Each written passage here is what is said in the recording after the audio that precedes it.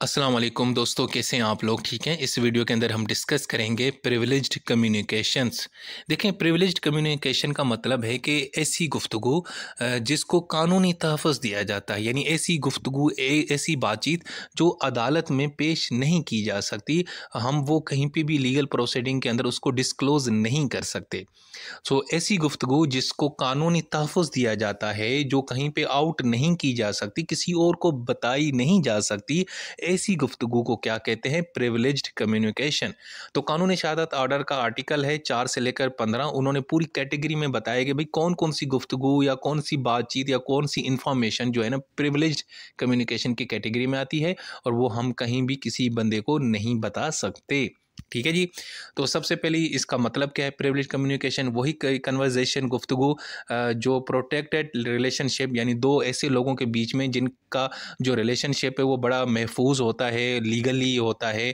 तो उनके बीच में जो भी गुफ्तगू होती है वो हम कहीं पे डिस्क्लोज़ नहीं कर सकते। यानी कि वकील और क्लाइंट के बीच में गुफ्तगू, मरीज़ और डॉक्टर के बीच में गुफ्तगू, हस्बैंड और वाइफ़ के बीच में गुफ्तगू। तो ये जितनी भी कन्वर्सेशन या कम्युनिकेशन, बातचीत या मुज़ाकरात होती है वो कहीं पे भी डिस्क्लोज़ नहीं की जा सकती। लेकिन इसके अंदर एक्सेप्शन है। हाँ, अगर अगर गुफ्तगू कोई इस तरह की हुई है जिसमें ये कहा जा रहा है कि जी हम मिल के ना क्राइम करेंगे, वकील और क्लाइंट आपस में प्लानिंग करते हैं कि सुबह जो है ना अदालत जाके ना इस जज साहब को ना हमने गोली मारनी है जो हमारे खिलाफ फैसला देता है, ठीक है ना, ये जो हमें तंग करता है, ये करता है। अगर इस तरह की गुफ्तगू हो रही तो तब वो प्रिविलेज आपका ख़त्म हो जाएगा, वो जो प्रोटेक्शन जो आपको तहफ़्फ़ुज़ दिया गया है वो ख़त्म हो जाएगा। इसका मतलब है कि आपकी वो वाली गुफ्तगू डिस्क्लोज़ की कर दी जाएगी और आपको पकड़ा भी जाएगा। इसी तरीके से अगर कोई ऐसी गुफ्तगू जो पब्लिक इंटरेस्ट के हक़ में जा रही है तो वो भी हम डिस्क्लोज़ कर सकते हैं, या ऐसी गुफ्तगू जिससे पब्लिक इंटरेस्ट जो है ना मुतासिर हो सकता है, पब्लिक इंटरेस्ट को नुकसान पहुंच सकता है, रियासत को नुकसान पहुंच सकता है, इदारों को नुकसान पहुंचेगा। तो इस तरह की जो भी कम्युनिकेशन है वो डिस्क्लोज कर दी जाएगी।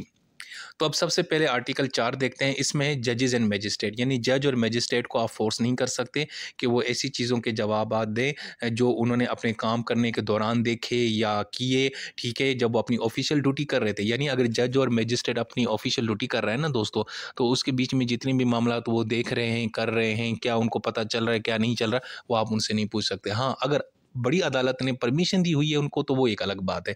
इसका मकसद एक ये भी होता है क्योंकि दोस्तों अगर हम जजेस को ये प्रोटेक्शन देंगे ना, ये प्रिविलेज्ड कम्युनिकेशन वाला कॉन्सेप्ट उनको देंगे, उससे ये फिर वो जो है ना आज़ादी के साथ फैसले देंगे, बगैर प्रेशर के देंगे, बगैर किसी हरासमेंट के देंगे। लेकिन अगर आप इनसे ये हक छीन लेंगे तो एरा गैरा बंदा जज को पूछता रहेगा, हाँ जज साहब ये आज कैसे फैसला दिया, यानी उनको ब्लैकमेल करेगा, ये करेगा, वो करेगा, ठीक है जी। तो इसीलिए जज और मजिस्ट्रेट ने अपने काम के दौरान जो भी वो मामला देखते हैं, करते हैं, वो किसी को नहीं बताएँगे। लेकिन हाँ, ऑफ़िशियल ड्यूटी के अलावा अगर वो उन्होंने कोई इस तरह की गुफ्तगू कर रहे हैं, कोई ऐसी चीज़ें देख रहे हैं और गैर कानूनी प्लानिंग करें, कॉन्स्पिरेसी करें, तो वो फिर पकड़े जाएँगे। लेकिन ऑफ़िशियल ड्यूटी के दौरान जजेस और मजिस्ट्रेट के जो भी मामलात होते हैं दोस्तों, वो प्रिविलेज्ड कम्युनिकेशन की कैटेगरी में आते हैं। उसके बाद है जनाब आर्टिकल 5 है कम्युनिकेशन ड्यूरिंग मैरिज। मियाँ-बीवी के बीच में जो भी गुफ्तगू होती है वो भी प्रिविलेज्ड कम्युनिकेशन की कैटेगरी में आती है। यानी मियाँ-बीवी जो भी बात करते हैं वो हम किसी को नहीं बता सकते। लेकिन हाँ, इसमें भी कुछ केसेज़ हैं कि अगर भाई मियाँ-बीवी एक-दूसरे के अगर खिलाफ मुकदमा कर रहे हैं तो तब बता सकते हैं, या मियाँ-बीवी इजाज़त दे दें, या मियाँ-बीवी एक-दूसरे के खिलाफ उनका मुकदमा चल रहा है अदालत में, तो तब जनाब वो चीज़ें डिस्क्लोज़ कर दी जा सकती हैं मियाँ-बीवी के बीच में जो भी गुफ्तगू हुई है, ठीक है? अदरवाइज़ नहीं करनी हमने। उसके बाद यार आर्टिकल 6 में ये है कि भाई जो है ना किसी को आप फोर्स नहीं कर सकते कि वो आपको आपके साथ में हुकूमत के जो भी राज होते हैं, जो सीक्रेट गवर्नमेंट डॉक्यूमेंट्स हैं वो शेयर करे। हाँ, अगर हेड ऑफ डिपार्टमेंट है, उस सरकारी डिपार्टमेंट का कोई बंदा अगर उसने इजाज़त दी है तो वो एक अलग बात है। उसके बाद है आर्टिकल 7, उसमें भी यही है कि यार जो भी सरकारी बंदा है ना उसको आप फोर्स नहीं कर सकते कि जी आप हमें बताएँ आप सरकारी गुफ्तगू जो होती है ऑफ़िशियल कम्युनिकेशन वो हमें डिस्क्लोज़ करें। ठीक है? ठीक है। इवन कि अगर पब्लिक इंटरेस्ट उसको पता भी हो गया अगर ये मैं डिस्क्लोज़ करूँगा तो पब्लिक इंटरेस्ट का नुकसान होगा, परेशान होंगे, आवाम का नुकसान होगा। तो क्योंकि सरकारी डिपार्टमेंट के बीच में तो बड़ी गुफ्तगू होती है, बाज़ औक़ात तो वो तो एजेंसीज़ की रिपोर्ट भी शेयर कर रहे होते हैं कि फ़लाँ जगह पे दहशतगर्दी का ख़दशा है, ये है। तो इस तरह की जो सरकारी गुफ्तगू होती है, जो बातचीत होती है सरकारी मुलाज़िमीन की आपस में, वो प्रिविलेज्ड कम्युनिकेशन की कैटेगरी में आती है, वो किसी को नहीं बताई जा सकती। अच्छा जी, इसके अलावा क्राइम इन्फॉर्मेशन आर्टिकल 8, अगर पुलिस और मजिस्ट्रेट को ये पता चला है क्राइम की इन्फॉर्मेशन है, और तो हम उसको ये नहीं कहेंगे जी हमें बताएं आपको कैसे पता चला कि फ़लाँ जगह पे क्राइम है, यानी क्राइम के मतलब जो भी इन्फॉर्मेशन है वो रिवील नहीं करेंगे। इसी तरीके से जो रेवेन्यू अफसर है दोस्तों, वो भी ये रिवील नहीं करेगा कि उसको किसने बताया कि फ़लाँ बंदा जो है ना वो ज़मीन की जो टैक्स लॉज हैं उसकी वायलेशन कर रहा है या टैक्स नहीं पे कर रहा। अच्छा जी, इसी तरीके से आर्टिकल 9 में ये लिखा हुआ है कि जो एडवोकेट और क्लाइंट के बीच में जो ताल्लुक होता है ना, उसके बीच में जो गुफ्तगू होती है वो भी प्रिविलेज्ड कम्युनिकेशन होती है। यानी वकील और क्लाइंट के बीच में जो भी बातचीत होगी वो हम किसी को नहीं बताएँगे। लेकिन हाँ, अगर ये दोनों मिल के कोई क्राइम करने की तैयारी कर रहे हैं, प्लानिंग कर रहे हैं, तो तब उनको पकड़ा जाएगा। हाँ, और इसी तरीके से अगर एडवोकेट साहब खुद देख रहे हैं कि उसका जो क्लाइंट है ना वो डॉक्यूमेंट्स के साथ हेर-फेर कर रहा है या अदालती फैसले के साथ हेर-फेर कर रहा है, यानी कोई गैर कानूनी काम कर रहा है, इल्लीगल काम कर रहा है, तो फिर वो अगर या कोई और कर रहा है, अगर इस तरह की वो चीज़ ऑब्ज़र्व करेगा अपने काम के दौरान, तो कोई बंदा डॉक्यूमेंट्स के साथ फ़ॉर्ज कर रहा है, ये कर रहा है, वो कर रहा है, तो तब वो पाबंद होगा कि सबको बताए कि भाईजान ये बंदा 2 नंबरी कर रहा है। ठीक है जी? उसके बाद है आर्टिकल 10, लॉयर्स स्टाफ। इसी तरीके से दोस्तों यही जो प्रोटेक्शन है प्रिविलेज्ड कम्युनिकेशन की, ये जो वकील साहब का जो स्टाफ होता है ना, जिसमें मुंशी होते हैं, क्लर्क होते हैं, असिस्टेंट होते हैं, इंटरप्रेटर, ये उनके ऊपर भी लागू होता है। यानी कि वो भी कोई भी इस तरह की क्लाइंट की इन्फॉर्मेशन रिवील नहीं कर सकते। यानी अगर मेरा क्लर्क है, मेरा मुंशी है दोस्तों, तो उसको मैंने अपनी जो क्लाइंट की इन्फॉर्मेशन दी है, डॉक्यूमेंट्स दिए हैं उनके जो भी हैं, जो उनके प्रॉपर्टी के डॉक्यूमेंट्स हैं या जो भी इस तरह के डॉक्यूमेंट्स हैं, तो वो मेरा जो मुंशी है वो पाबंद है कि वो किसी को नहीं बताएगा। ठीक है जी? इसी तरीके से दूसरा है कि क्लाइंट गिविंग एविडेंस। मिसाल के तौर पर मेरा जो क्लाइंट है ना वो किसी केस के अंदर ना एज ए विटनेस बन जाता है, गवाह।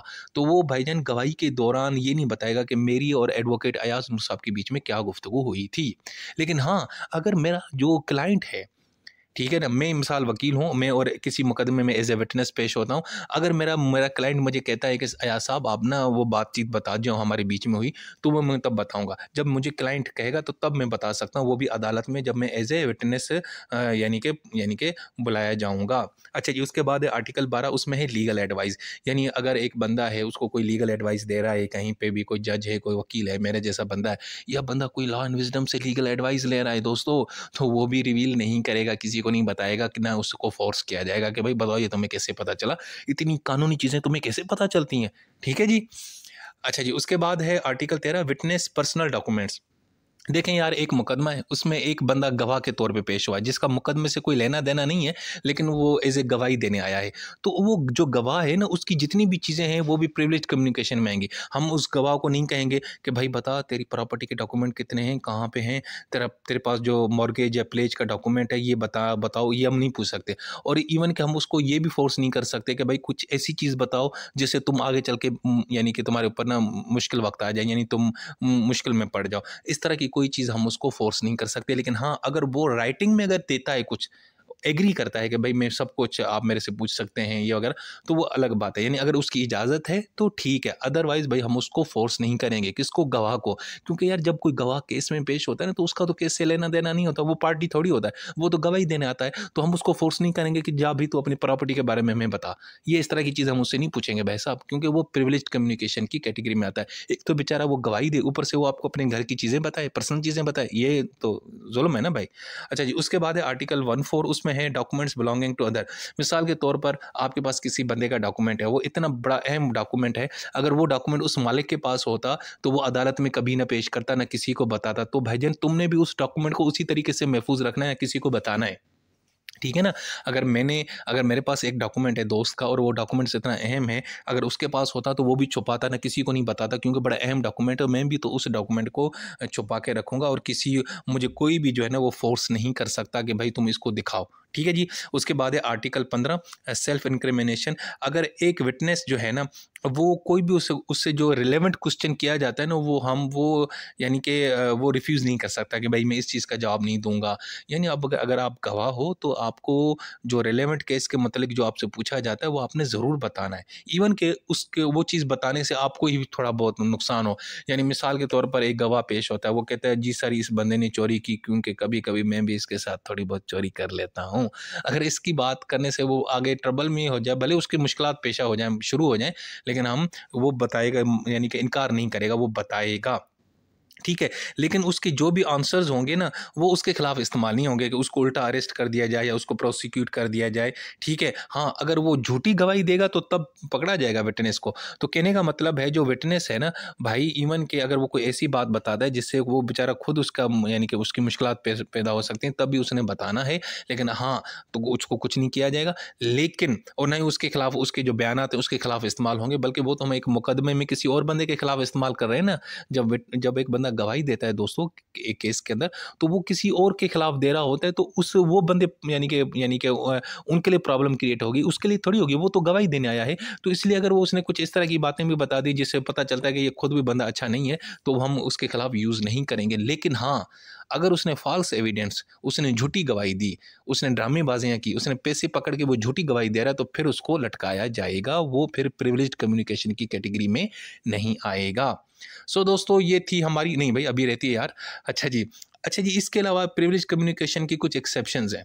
वो क्या है? मिसाल के तौर पर अगर दो वकील और क्लाइंट के बीच में गुफ्तगू होती है, लेकिन वहाँ पे दूसरे लोग भी बैठते हैं, सबके सामने गुफ्तगू कर रहे हैं, सब सुन रहे हैं, तो फिर वो प्रिविलेज कम्युनिकेशन नहीं रहती। इसी तरीके से अगर एक वकील के 2 क्लाइंट्स हैं, तो 2 क्लाइंट्स के साथ वो इन्फॉर्मेशन शेयर कर रहा है, वो दोनों खड़े हुए, तो तब भी उनकी 2 क्लाइंट्स के बीच में गुफ्तगू हो रही है, वकील उनके समझा रहा है ये वो वगैरह, तो उनके बीच में जो भी गुफ्तगू होती है वो भी प्रिविलेज कम्युनिकेशन की कैटेगरी में नहीं आती, ठीक है जी। इसी तरीके से कम्युनिकेशन फॉर इलीगल पर्पस, भाईजान अगर कोई गैर कानूनी मकसद के लिए आपके बीच में गुफ्तगू हो रही है, तो वो गुफ्तगू भी आप जो है ना रिवील नहीं कर सकते। मिसाल है, वकील और क्लाइंट मिल के जो है ना सोचते हैं कि यार आज जो है ना फलां जज को जाके मारते हैं, तो भाईजान ये वाली गुफ्तगू जो है ना वो प्रिविलेज कम्युनिकेशन की कैटेगरी में नहीं आएगी, आपको पकड़ा जाएगा और आपको सज़ा दी जाएगी। इसी तरीके से नो प्रोफेशनल रिलेशनशिप, अगर आपका किसी का किसी के साथ कोई रिलेशनशिप नहीं है, मतलब प्रोफेशनल, ठीक है ना, तो वो जो भी गुफ्तगू होगी वो आप कहीं भी बता सकते हैं। अगर मेरी मिसाल के तौर पर मेरा जो बॉस है, मेरा जो बड़ा अफ़सर है,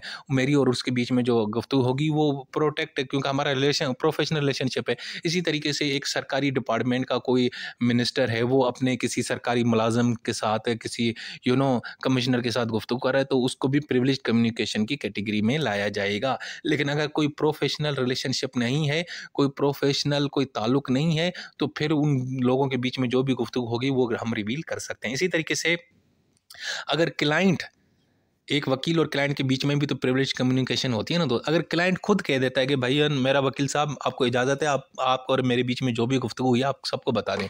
यानी एक क्लाइंट आके अपने वकील को बताता है कि यार एक्चुअली मैं 2 नंबर हूँ, मैंने ही सारा ये केस किया है, मेरी एक्चुअली प्रॉपर्टी नहीं है, मैंने कब्ज़ा किया है, लेकिन अब तुम मुझे अदालत में बचाओ। और उसके बाद वो कहता है कि यार वकील साहब ये बात तुम ना बता दो किसी और को, मुझे कोई प्रॉब्लम नहीं है। यानी वो अपना जो राइट है उसको वेव ऑफ कर रहा है, अपनी उसको जो प्रिविलेज दी गई है क्लाइंट और एडवोकेट के बीच में, जो प्रिविलेज कम्युनिकेशन का उसके पास जो राइट था, वो खुद वेव ऑफ कहता है, वो छोड़ता है, वो कहता है नहीं कोई मसला नहीं वकील साहब, आपके सबको बता दे, मुझे कोई प्रॉब्लम नहीं है। तो वो वकील साहब फिर किसी को भी बता सकते हैं वो वाली कम्युनिकेशन। अब वो वाली कम्युनिकेशन प्रिविलेज कम्युनिकेशन नहीं रहेगी, क्योंकि जो क्लाइंट है उसने अपना हक छोड़ दिया है, उसने इजाज़त दे दी है। सो दोस्तों, ये थी हमारी वीडियो, होपफुली आपको पसंद आई होगी, आई है तो बता दिया करो यार, और खुश रहा करें, ठीक है।